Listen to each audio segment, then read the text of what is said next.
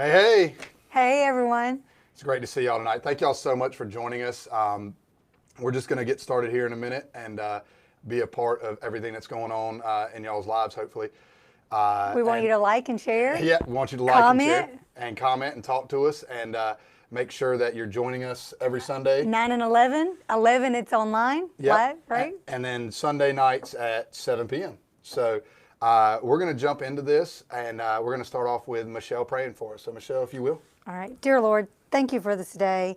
And just, be with us tonight as we talk and discuss about parenting, and let it be available to whoever's listening. Open their hearts and just get the message from tonight. There's got to be something here that is for everyone, Lord. And we just want to talk and be with God and let Him lead us and share with what we do in parenting. In Jesus' name, amen. Amen. So, as you seen by the name, it's parenting, how to let them be Letting them know it. yeah, letting them be them. Mm-hmm. And last week, me and Adam White were in here. He's one of the new co-hosts of all this that we're doing. We talked about dealing with a strong-spirited kid and not breaking them. Yeah. And me and Adam have kids that are very close in age, and we were discussing just sort of our instances and how we deal with our kids and everything like that. Michelle, you have a kid that's a little older than my kids that is in the middle of their, I guess, sort of their transitional into full adulthood kind of age, and we're going to just talk. I'm going to ask questions that they can talk to us about. Okay.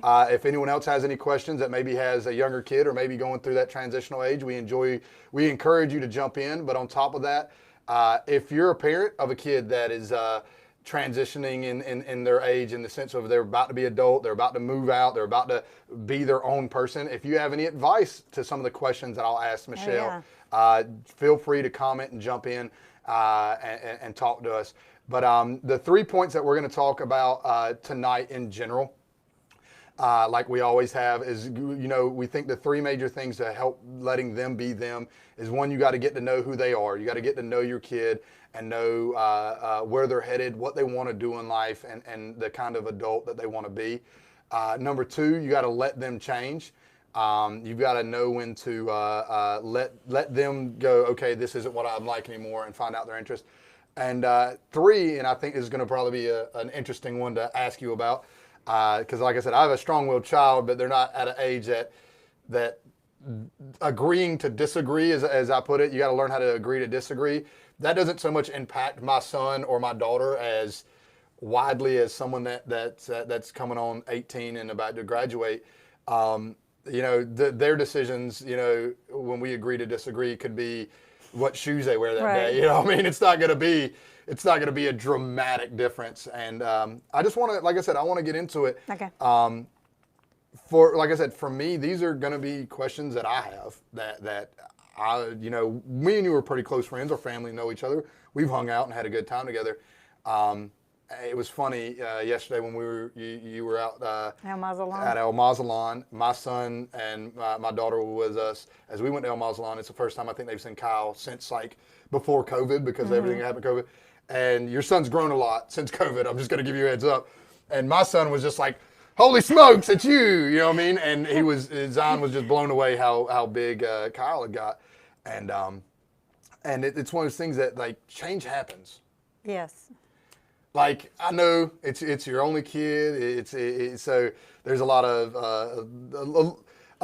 I know single children. They're I don't want to say they're loved more, but in a sense, like they don't have to fight for the love from others. All your eggs are in one basket, I guess, if you will. So like there's this them growing up really fast is sometimes, I guess, is even harder, because when Kyla turns 18 and moves out, I still got a backup. You know what I mean? But like so just in general, and I don't know how much you want to get into just something that you even said before we started. Y'all wanted to be parents, you and your husband, for many years before, and then you finally had Kyle. Yep. How is the last, because like I said, he's coming up on, being. He just turned 17. Yeah. So how in the last 17 years, how much, and I guess it's going to be weird, I just want to be honest, how much as you as a person, not just a parent, but has it forced you to grow in 17 years, that it's not just you and Nathan. It's you and Nathan leading someone, again, that's not just he's an adult basically now. How much have you had to change that you look back in 17 years?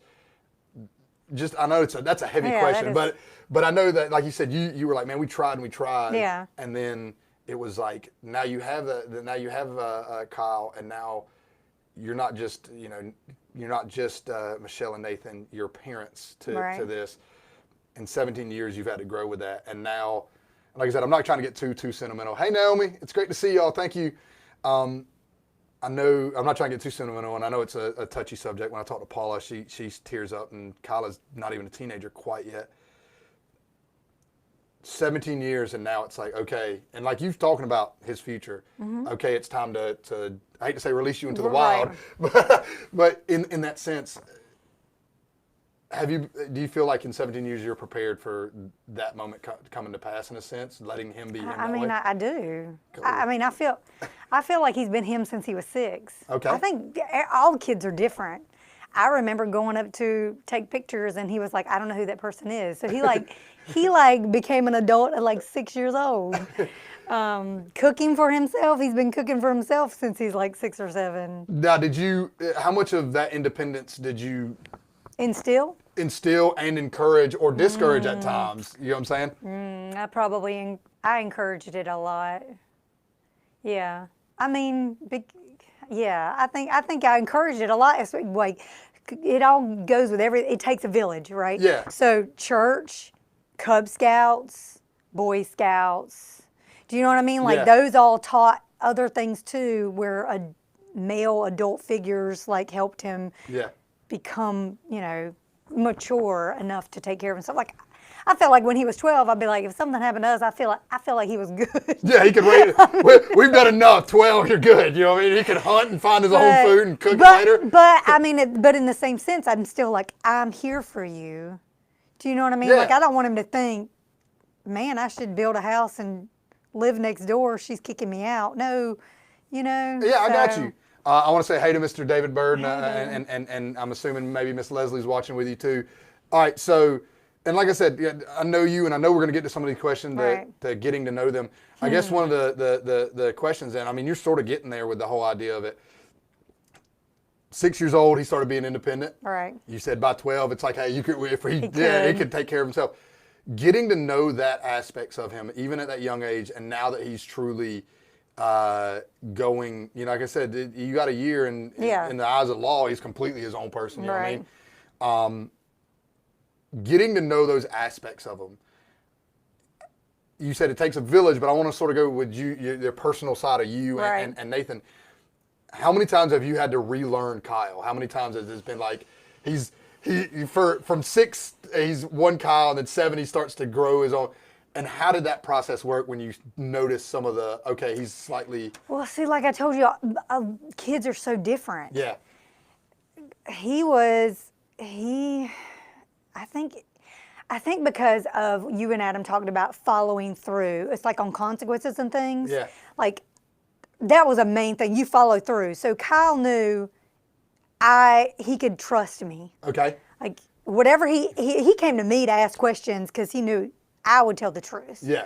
So it's kind of like whenever I would help him and guide him to be his own person when he was older, I feel like he took that to heart. Like, I would give him the decisions. I don't know how to explain it. I think you're doing a good job. No, and I guess that is, it's like, so you made it an open door sort of policy that hey man, you can be you can go do your stuff, but my guidance is still going to be, when you get to a spot that you're like, oh, I'm not sure about that, we're here, and you can ask me, and I'm not going to lie to you, and you kept that rapport with them the whole time. And I think that's amazing. There's a lot of parents, and that's something that me and Adam touched on at the end of our last one, is that we let our kids be involved to everything in a lot of ways that some parents are like, well, you don't need to watch me fill out my checkbook or balance my account. Me and Paula try to do that with our kids now, like and everything. Yeah. And I think that's an aspect that we miss, as parents. Right. My parents, and I love my mom and dad, but my parents didn't do that. I didn't know how to balance my account. I didn't know how to take out a loan. I didn't know credit score stuff. But you're saying, like, in so much, you were honest with him. He came to you, you were like, here's the answer to that. And you sort of let him start learning his decisions from the decisions you made. And I think that there's a quote that I always know. You learn from two things in your life, either mentors or mistakes. Oh. Either you make your own mistakes and you learn for it, or your mentors made a mistake and they teach you so you don't have to make the same mistake. Which, I mean, I tell Kyle whenever we're like trying to tell him something, we're like, look, we're giving you wisdom. Mm-hmm. I mean, we know that you're more than likely wanting to do it on your own, because my parents, they try to give me wisdom, but so me going through it, I know that if he wants to go through it, it will still work out. Do you know what I mean? I get what you're saying. So it's kind of like we try to say, look, we're telling you this because we've done it, but we understand if you have to do it on your own, as long as he's not going to die, and as long as he's not get arrested, right? Like there's certain things that you kind of do have to learn for yourself, and you do have to, because if you don't fail at something, you won't learn. I got you. Failure's the best teacher. So we try to allow him to fail, but it does hurt. Yeah, you don't want him to fail. I think that's a good. I guess I'm going to touch on that subject. I think it's really cool that you said that. So when you're getting to know them, and have you had to learn how far you're allowed to let them fail before it breaks them? You get what I'm saying? Do you get so? I'm with you. Like teaching my kids, I always give an example of teaching my kids how to ride a bike. Plenty of times you let them fall because you got to let them. You can't teach them balance. They have to learn balance. You get what I'm saying? You can give them the tools to learn it, but you can't teach them how to balance a bike. You have to start them, and then you let them go, and they may fall over. How hard was it? And like I said, my kids aren't too far. They're about to start driving. How many times getting to know them?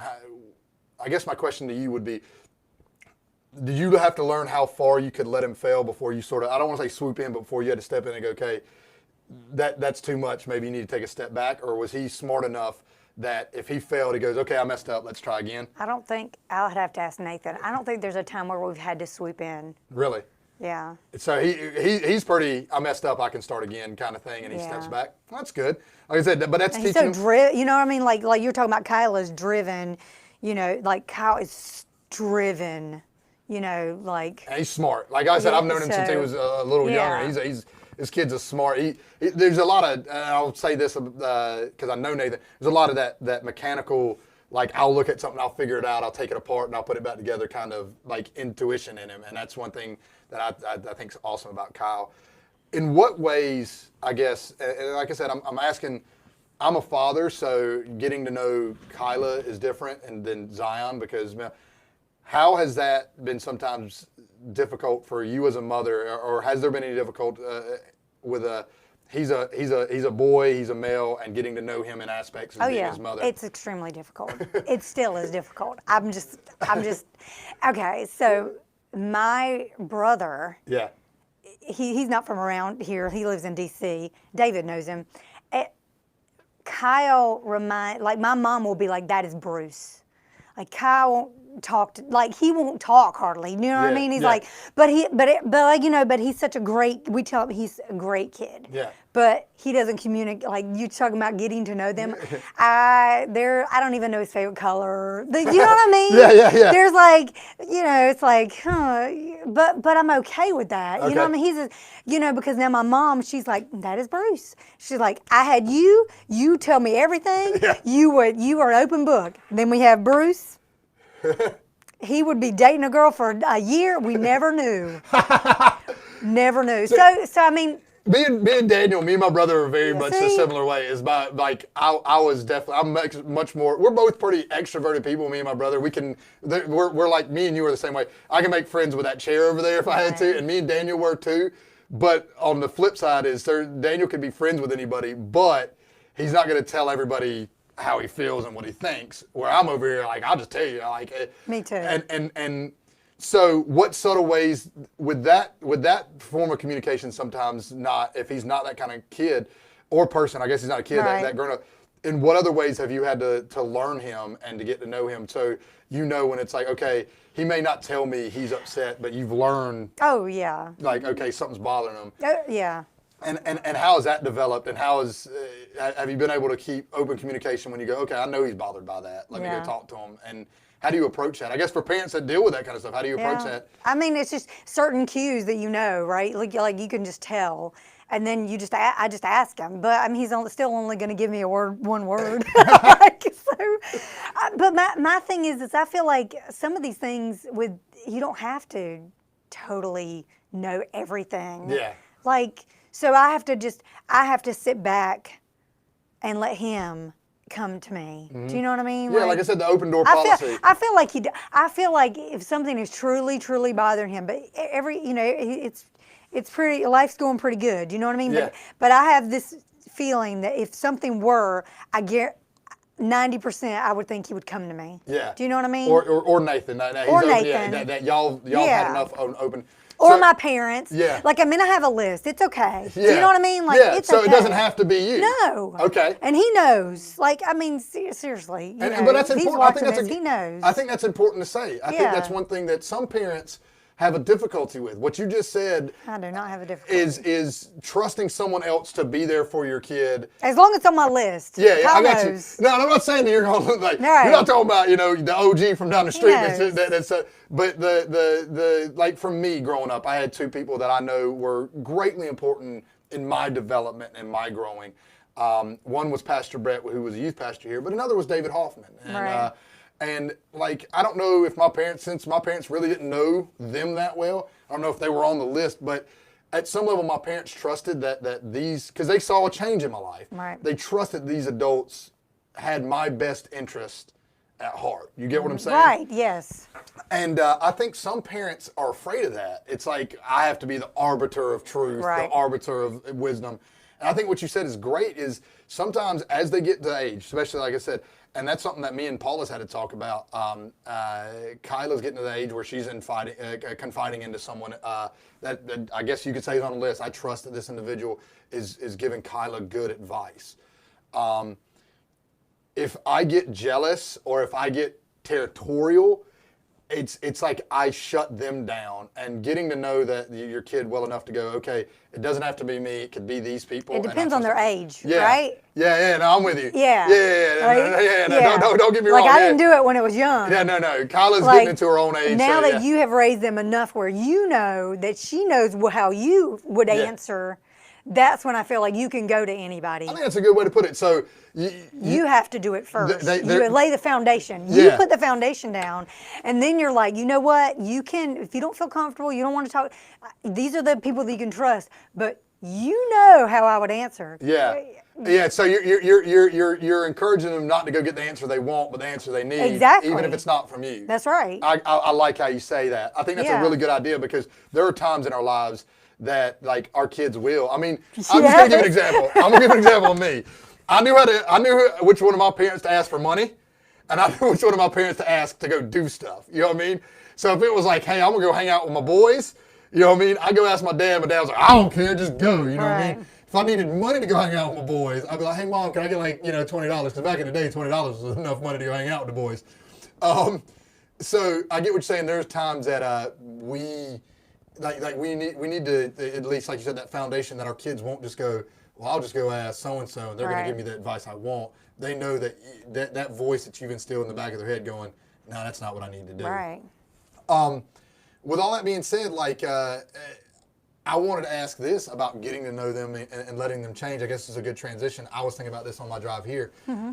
I've not been the kind of parent, and just me personally, that I have forced my likes or dislikes as much on my kids with certain things. And what I mean by that is this. Kyla played soccer for one season. I love soccer. Right. Love it. I coached her soccer team when I did it, okay? I know. Never again. Jesus, please, never again. But I loved it, but I will never do it again. Right. She played 1 year, she's done. Didn't want to play it again. Okay, cool. Zion played football 1 year, he was done. Didn't want to do it again. Zion's never asked to play baseball. If he wanted to, sign him up, give him a glove, go play baseball. Kyla's talked about as she gets a little older, she possibly wants to play softball. Cool, buy you a glove, buy you a bat, we'll teach you, you'll go play softball. Kyla plays flute. I don't play flute. You know what I'm saying? I've never forced what I want them to do on them. They can do what they want. I want them to find out who they are, and I've given them the ability to change. Kyla has done dance when she was younger. She was in a beauty pageant when she was younger. All things I don't think Kyla would ever do again. You know what I mean? Where have you let him change? And at times when you got to know him, has there been times that he comes to you and go, I don't want to do this anymore, and you're sort of like, whoa. Yeah, football. Yeah, I was like, because I know football just happened Yeah. not too long ago. How did you deal with that change without discouraging that free thought? Did you just go, okay, or did y'all, like, how did that go? No, I mean, he had to give me the reason, because he's older now, Yeah. right? So, like, he had to give me the reasons, and we were like, okay. All right. You know? But I mean, I feel like he played for me. Okay. Because, I mean, because I Yeah. was like, man, because he played football when he was little, and I was like, I sure would like to go to a football game and see you. Yeah. Same thing with baseball. I might have asked someone to ask him, and because they asked, he played. So The cat's out of the bag. sometimes he knows I did it, I guess. But the thing is but you've allowed him to as he's gotten older, to I make did those not let him decisions. quit Eagle Scout, Okay. and I'm sure if I would have allowed it, he would have quit. Now, why do you feel it was important to not let him quit? And He had only the project left. Oh, okay. So you've invested first grade to when you were 16. Oh yeah, no. Come on. See it through. Yes. What you said, you're talking about seeing it That's through. all you got to do. Just see it through. Yeah. So, like I said, as he's grown, and like you said, you don't need to know his favorite color and this and that. And I think No, it's I important don't. for knowing your kids. But knowing your kids at some level of letting them change, when they make that major change, when he made those major changes, I know it's difficult, one, for a parent, but how did y'all, like I said, when he said, hey, I want to quit, he gave you the explanation. Right. Was it just like, okay, now he's got a bunch of free time. Did he fill it with something else? Did you Yeah, encourage? working out. Okay, I mean, yeah. I didn't have to feel anything. Do you know but what I'm I mean? saying, but did you, like did No, I didn't encourage that. He did it on his own. he just said, hey, I'm going to go do it? Yeah. Okay. And like I said, but you allowing that change and not going, Yeah. well, why are you working out if it's not for football? You know what I'm saying? I think those things are important. Because like I said, Well, like I said, Kyle's been independent. Kyle's been independent, so it's kind of like I did want the football thing, but it's like it wasn't a big deal. Do you know what I mean? Like, it didn't crush you and your the family only, didn't the split. only big deal was the scout thing, and I think not only because I want him to follow through, but also me and Nathan. I feel like we invested so much time too. I'm like, you know man, how much money is went into this? but it's true, you know. But on like getting a little closer to what's happening in his life now, and you were sharing it, and you ain't got to get any specifics. Those are changes that at some level is superficial. Do you get what I'm saying? Yeah. Quitting football is superficial. Right. Kyla and them doing. Maybe Kyla goes on Well, and it's plays superficial band. for us. Yeah, It's not superficial for somebody where their kid is a genius. Yeah. Right? Yeah. I mean, you know what I mean. You don't want them to quit the something that they're really good at and just I to can do it. see Yeah. I can see how some people are like, dude, you are gonna thank me later. I would have not had that. You have to sit Yeah. back and say, will he thank me later if I push him and make him play high school football? Yeah. No, I because think there that's a was good- not. Do you know what I mean? Yeah, I think that's but a with good the conversation to scout, have, yeah. right? With the scout thing, I feel like 10 years from now, he's going to be like, I'm glad. man, I'm glad I did that and I have this Eagle Scout. Yeah. Do you know what I mean? I get you what you're saying. That Yeah. that accomplishment stays with you longer than Yeah, just. like oh, ask Olympic swimmers. They're like, Yeah. man, I'm so glad my mom made me swim. Yeah. Do you know what I mean? But Yeah. it's like you have to, as a parent, you have to see that your kid is driven for this. If that's their goal, and then you see them, a friend kind of take them away. I feel like as a parent, you need to be like, let's talk about this. Yeah, stepping in Because for it. man, you have a gift. Yeah, don't dwindle away or Yeah. waste away. So It's a fine line. yeah, and I agree. And where I was going with all that though, along with that Sorry. is no, I think that's great. I inject because we need this conversation. But where I was going along with that is now what I was saying is those decisions can seem small on the spectrum of the decisions that Kyle's about to start making. Right. Or has already started making. Right. Where in those, because like I said, you ain't got to get specific. I know you told me he's making some pretty big decisions for a 17-year-old to go, well, this is what I'm about to do with my life. Right. That I know some parents might stand up and go, wait a second, no, you're going to do this. You're Right. not going to do that. letting him make those changes, especially, I don't want to say in the fourth quarter, but in the sense, it's like, it's right here at the end of it. Now he's about to go, okay, this is what I really want to do. See, this is the great time to actually have a kid that actually wants those choices, because right now he did like an internship and he found out that he didn't like one of the things. Yeah. And I'm like, so now he's like, okay, I'm going to continue with school doing the same thing. But that's what you need, is you need to like allow them to make the choice, as long as it's, oh gosh, like, I'd rather him do it now than when he's 30. Yeah, you're a safety net. No, that's what I'm saying. So as long as you can still be that safety net. I feel like he's still in that realm of being in a safety net. Yeah.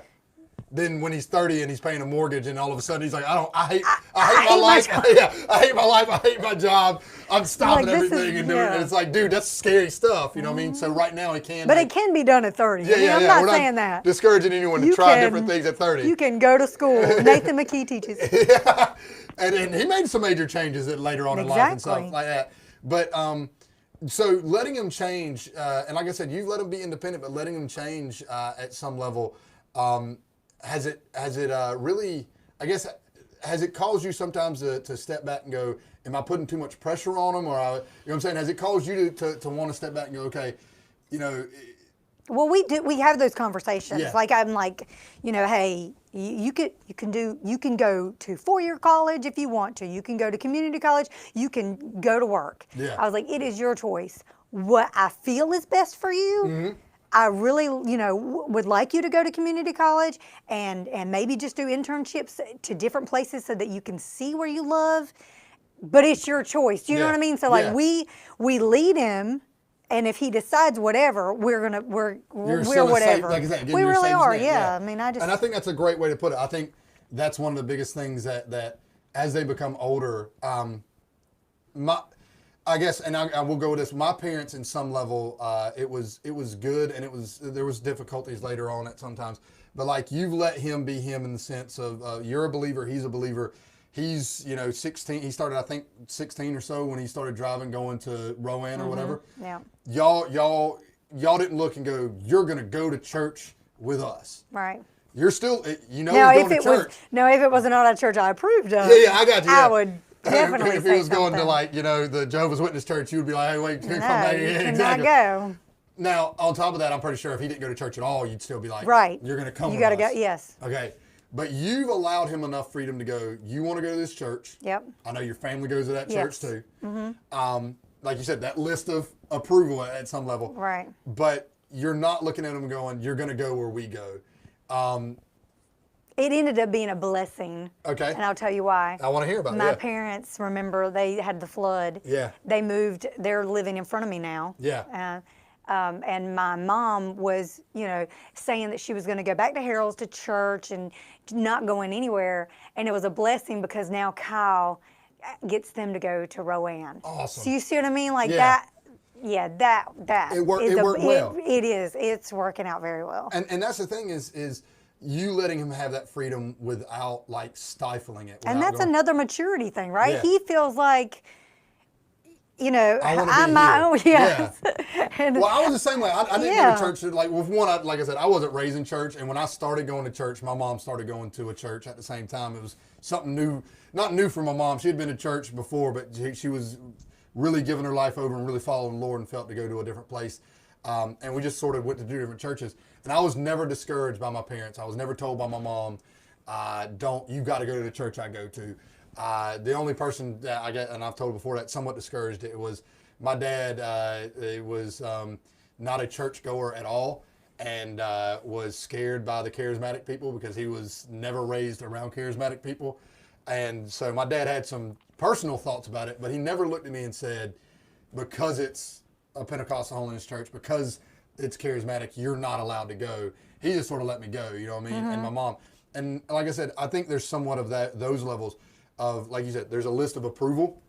You know what I mean? Like if my daughter, and I've always said this, I love my kids and I want my kids to go to church and I want them to be a part of church.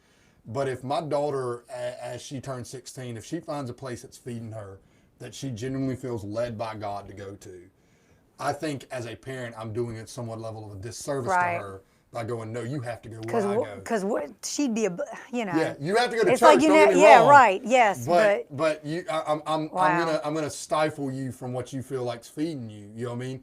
Now, trust me. If or her feeding. That's some what of I'm that, saying. or The ministering, blessings, yeah. And God willing that she wants to, and right now she loves Yeah. here, so I don't want to. But I've always said that is I don't want to be the parent, especially since I'm a pastor. I don't want to be the pastor dad that goes, you have to do. I mean, it still breaks your heart Yeah. a little bit, but you. Letting They're them change, yeah, they're growing up. You have to allow Sooner or later, them they're going to move off and go to a different That's church right, anyways. exactly. Yeah. So you But there's that age, like I said, he was 16. It's not like he 16. was like 11 and you're like, go on and go to Right. whatever church you want 16. to. So you said it, and I think those are important like ideas and standards to sort of look into and talk about. Right. I believe there is importance with going to church with family. I think that's vitally important, especially at a young age and at a teenage. But if he feels fed and it's a family church that y'all know, because that's where you went to church for a long Right, time. yep. That you can improve, and I get that. But that leads us to the last question that I really want to get Okay. to is how have you learned how to agree to disagree? I'm trying to think. I was trying to think of something that I agreed to disagree. Or you I talk can't about even maybe you remember. and your parents. How did y'all, when you were growing up? So that's probably where I got to my parents. That's the same thing with like failing, I guess. Do you Yeah. know what I mean? It's like they allowed they would give the wisdom, but then they would really allow me to fail Yeah. to learn. So it's kind of like you can give your advice at whatever age you think that they're mature enough. Yeah. You can give them the wisdom, and then you have to like you have to let them fail. Do you know? And not that they're gonna fail every Yeah. time. I'm just saying. But when they do, how do you emotionally deal with that? I want to ask that. How do you watching your kid fail? I guess I'll word this maybe in a different way, since you're saying it. If your kid comes to you, you give them advice, and you know that Kyle isn't going to take that advice. He's going to do the opposite of it. He's going to fail, and you let him do that. I try not to say I told you so. Yeah, okay. So how do you deal with that, like emotionally and then aftermath-wise and the conversations? This happened recently. So what we did was we gave him advice about something. Okay. And then he did the opposite. And then we were just like, see, because he was very upset about this situation. Yeah.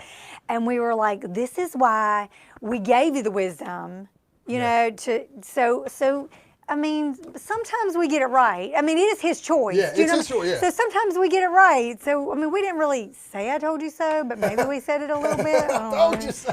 But, but it is a learning thing. So we're just, now that we can talk to him like kind of like He's an adult. Yeah, you know what I mean, mean? in a lot of ways, when they start becoming 13, 14, 15, Right. 16, they are adults. Because you've to a done level. I feel like you've done, like what you can to give them the right from wrong.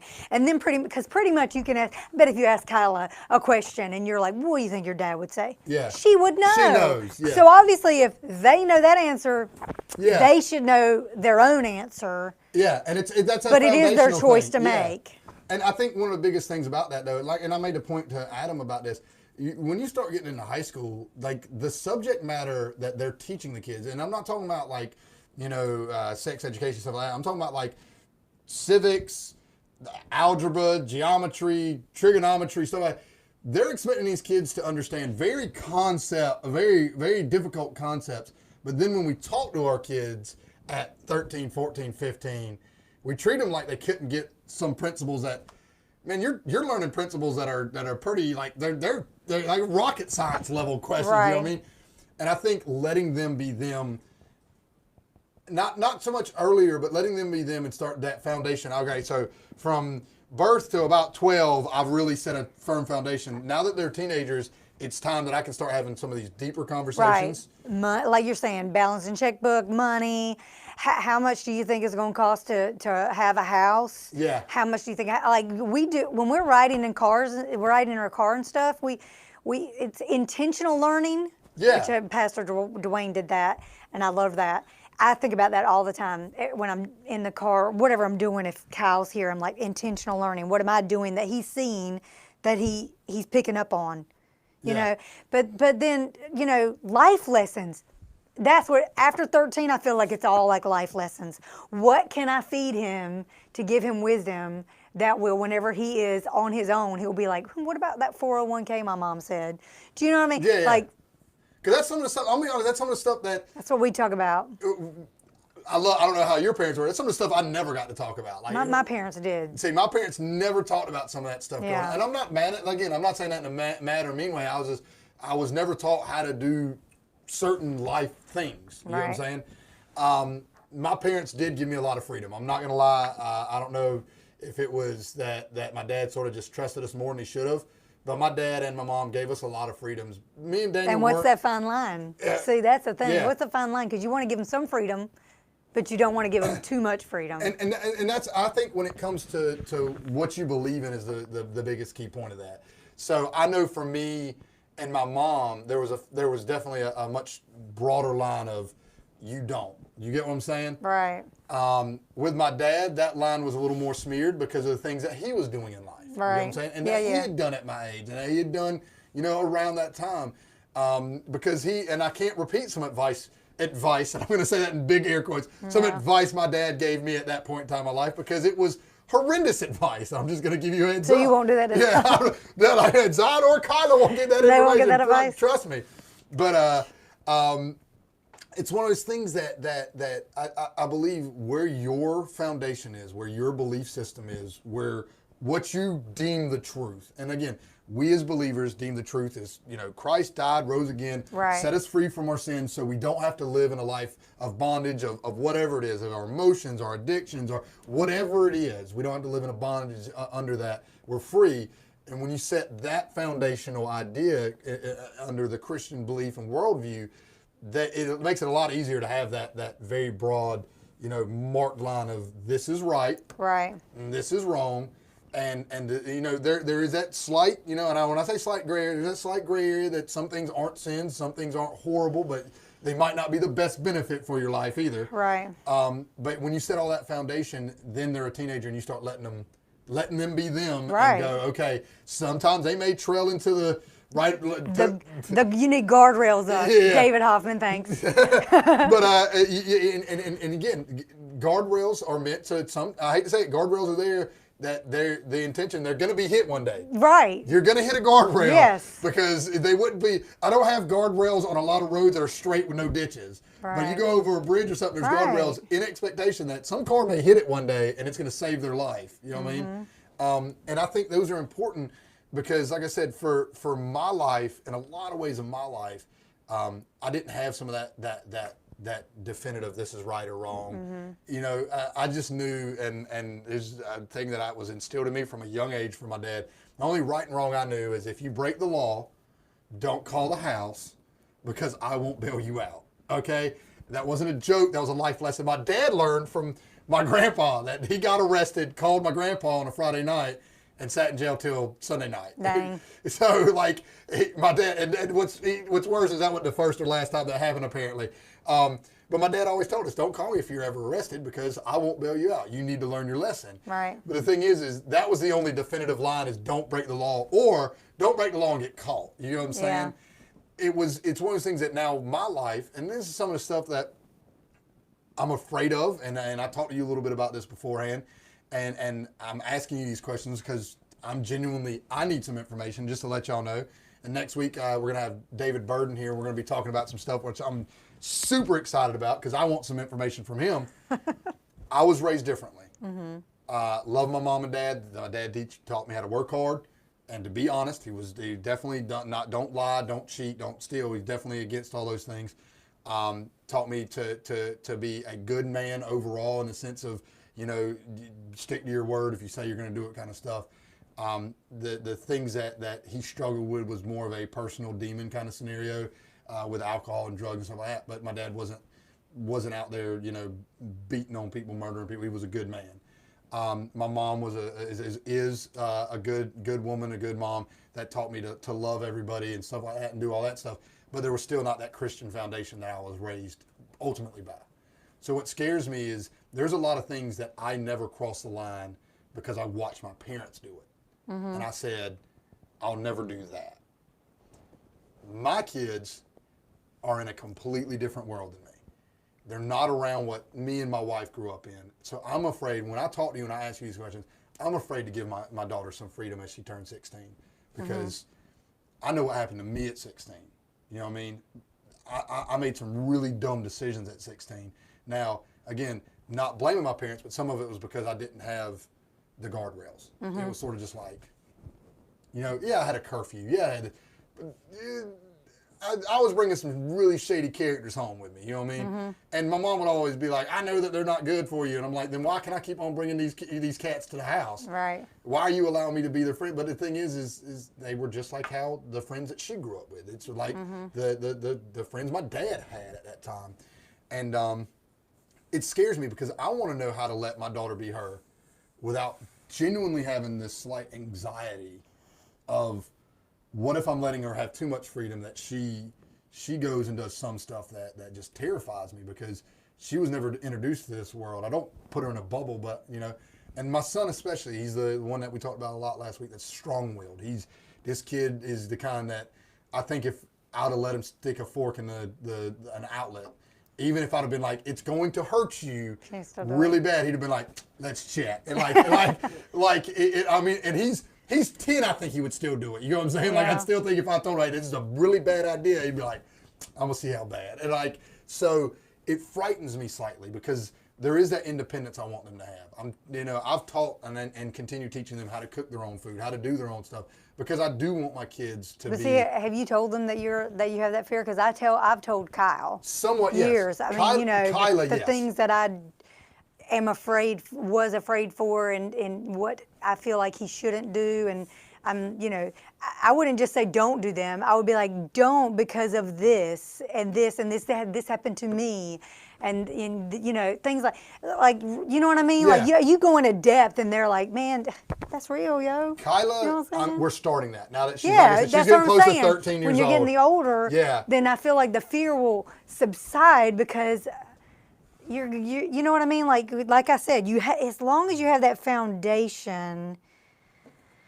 I'm not gonna say it's They won't. perfect. Yeah. But it helps them. It sure Yeah. helps them way more than. Just letting them fly. Yes. Yeah. Like I said, that's been probably the biggest thing. Like I said, David Bird's next week. David Hoffman's the week following. I've got a lot of questions for them. Because, We'll replay this when our kids are 30. Yeah. Right? We'll be like, did we do a good job? Did I knock it out of the park, or did I fail miserably? I know, right? Like I said, I'm just being honest, because like I told Adam last week when we were talking about it, I don't know what it's like to be the child of a pastor. My parents would have never been mistaken for that, trust me. So there's things that she's dealing with I don't get. I just don't get it, you know what I mean? Now, if she was coming home and being like, hey, my home life is crazy at times and there's people drunk and yelling, I'll be like, I got that. I know what you're dealing with. I can answer those questions. But, there's certain things that I don't get yet. But that's what terrifies me is those bad decisions. Some of the bad decisions my parents made is why I didn't make those decisions. Right. I don't want her to go, well, I didn't, I'm curious, so I veer off. But I'm gonna, like I said, I want what you've said tonight is gonna help me a lot. I'm gonna sit down and tell her, hey, that's what I'm thinking. Daddy's scared for you, Right? Because life is hard at times. Life is real, and there's a lot of things that you have not seen. There's a lot of dark corners that I don't ever want you to venture to. But I've been there, and you've heard me say it, and it's not fun. It's not exciting. It's terrifying, and it's one of those things. Like I said, some of these conversations, I'm learning just as much, hopefully, as other people are listening and learning, because these are questions that we need to know. And next week, every week we're building further. Next week, I'm pretty sure it's going to be something that you tune into and everything, because next week David Bird's coming in here, and he's going to talk about how to let them go, because look, man, there's one person, there's the two people that we're going to have next few weeks, especially, are two men of God that I look up to a lot, that have meant a lot to me. And more than sometimes they even noticed. I watched them when I was a teenager, and they were where I'm at now, you know what I mean, and starting that process of having kids and letting them grow. And I watched them then and was always impressed by them. But David Bird has 3 wonderful kids. And when I say wonderful, I don't mean in a low-key way. I mean 3 wonderful kids. And he's raised them in a wonderful way, and he's going to talk about how he let them go. I mean, he just, about a year ago now, his daughter, the youngest one, is going off to college now. Yeah. And I mean, I'm ready for it. Maybe Paula will tune into it because Paula's definitely the whole, you can stay with us forever. And I'm like, no, you can't. But like, I want to know that. And like I said, I need to know this. And there's a lot of us as we grow and as you mentor people. And I want to say this isn't about just having kids. One day one day Kyle's going to move out. And there may be other people that are nieces, nephews, people, just kids in church that you connect with, that you'll parent and you'll do it naturally. You'll parent just to be a parent. We need to know these things as spiritual parents to people, as substitute parents to people that don't have that parent in their life. Well, that's possibly. why when we do the christening, or not Yeah. christening, what do you call it? Baby dedication. Yeah. You know what I mean? We ask the whole church. I mean, because Are it you takes. here for 'em? Yeah. Yeah, because it takes. All of us. It takes does. all of us. And I know a lot of people has been very. Because, like, if you saw Kyle doing something wrong, Oh, yeah, I know no. you'd be like, Well, dude. Well, think about it. My wife is a teacher at the school that Yeah. Kyle goes to, and she Yeah. knows him, and he's very respectful to her. She has a lot of good things to say about him that when she interacts with him. But she, like I said, if she saw Kyle at school doing something, That's what I'm saying. she'd probably step up and be like, "Hey, get out of that situation. That's, Come on, but it takes us, you yeah. know? And again, if y'all saw Kyle, That's why doing it's good to be in, in church. In a family, yeah. In a family, in a church. Yeah. All striving to, be be like God. Yeah. You know what I mean? Be the best version. Be the best grown version. followers of Yes. Christ that we need to be. If you're a follower of Christ, man, it's hard to pick that no. It's hard to pick the bad side. Okay. So, but no, thank you, Michelle, so Yes. much. And we're looking forward to continuing this series through the rest of August. We're not going to have one the last Sunday of August because we're going to encourage you to come To the prayer night prayer that we night. have. August Here in the 29th. front sanctuary. Oh. Yeah, in the front sanctuary. Yeah. August 29th, we're going to do that. And we encourage you to be a part of that because it's really important to come out and do prayer stuff. But then we're going to be starting in September another little series, just to give y'all a heads up so y'all can be involved and know about it, is we're going to talk about making a comeback. We got some stories, again, that you're going to share, that Adam's going to share. We got some other people that are going to share some really close life stories that I think is important for people to hear. Sometimes you need to hear other people's comeback story to know, how did you do it, and encourage them to go to the next step. But thank you, Michelle. You're I welcome. love this kind of stuff. Guys, thank you so much. I'm going to pray real quick, and we're going to let you go. So if you will, bow your heads. God, thank you for allowing us to pour into people's lives, whether it be our own physical flesh and blood children we have, or the spiritual people that we meet that's younger than us that we can pour into and help them become better. God, I pray that exactly what Michelle made a statement over and over, that we give them a firm foundation to build on, that we give them the ability to grow, make mistakes, but have that firm foundation to fall back on, to go, this is who I've always have been, this is who I always meant to be, and this is what defines me ultimately in my life. So again, thank you so much for that firm foundation you've given us. Thank you so much for teaching us how to help and grow people, and I pray that we can continue to move forward with all of that, God. In Christ's name I pray, amen. Guys, again, thank you so much for being here. If no one else has told you, we want to tell you that we love you, that we believe in you, and we believe God has a great plan for you. Thank you very much. Bye.